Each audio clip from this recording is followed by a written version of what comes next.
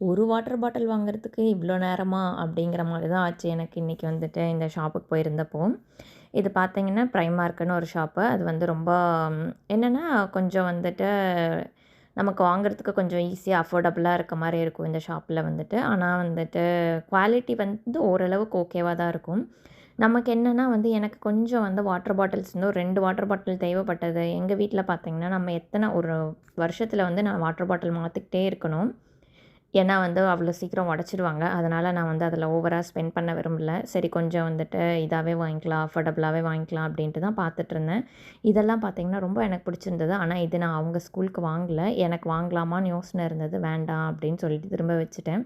குழந்தைங்களுக்கு தான் water bottle பார்த்துட்ருந்தேன்.